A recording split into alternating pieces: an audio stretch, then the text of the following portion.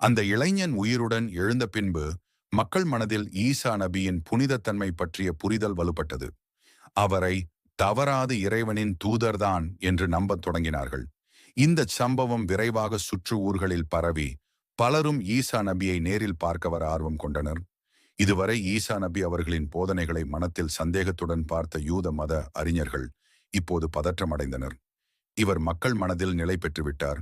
இதன் விளைவாக அவர்களது அதிகாரம், மத நிர்வாகம் மற்றும் பழமையான மதக் கொள்கைகள் கேள்விக்குள்ளாகும் என அவர்கள் பயந்தனர்.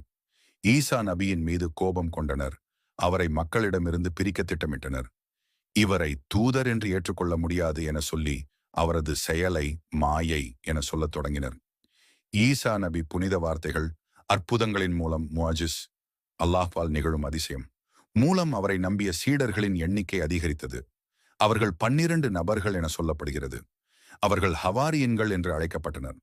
அவர்கள் ஈசா நபியை முழுவதுமாக ஈமான் கொண்டு இன்ஜில் வேதத்தையும் கற்றிருந்தனர். ஈசா நபி மக்கள் மனதில் அவர் ஒரு வழிகாட்டி என மட்டுமில்லாமல் இறைவனின் மாபெரும் தூதர் ரூஹ் உல்லா என உறுதி பெற்றார்கள். அதிகாரமிக்க யூத தலைவர்கள், ரோமர்கள் இணைந்து ஈசா நபியை தீங்கான போதனையாளர் என்று சித்தரித்து அவரை சிலுவையில் அறைய தீர்மானித்தனர். ஆனால் அங்கு ஆடு மேய்த்துக் கொண்டிருந்த ஈசா நபியை போன்ற தோற்றமுடைய ஒருவரை சிலுவையில் ஏற்றினார்கள். அவர் ஈசா நபியை போன்று முகம் தோற்றமுடைய ஈசா நபியின் சீடரில் ஒருவர் எனவும் சொல்லப்படுகிறது.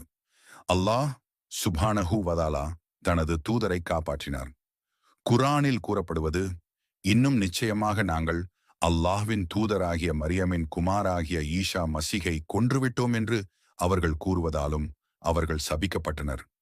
அவர்கள் அவரை கொல்லவும் இல்லை, அவரை அவர்கள் சிலுவையில் அறையவும் இல்லை. ஆனால் அவர்களுக்கு அவரை போன்று ஒருவன் ஒப்பாக்கப்பட்டான். மேலும் இவ்விஷயத்தில் அபிப்பிராய பேதம் கொண்டவர்கள் அதில் சந்தேகத்திலேயே இருக்கின்றார்கள். வெறும் யூகத்தை பின்பற்றுவது அன்றி அவர்களுக்கு இது எத்தகைய அறிவும் கிடையாது. நிச்சயமாக அவர்கள் அவரை கொல்லவே இல்லை. ஆனால் அல்லாஹ் அவரை தன்னளவில் உயர்த்தி கொண்டான். இன்னும் அல்லாஹ் வல்லமை மிக்கவனாகவும் ஞானமுடையவனாகவும் இருக்கின்றான். குர்ஆன் அத்தியாயம் 4 வசனம் 157 முதல் 80.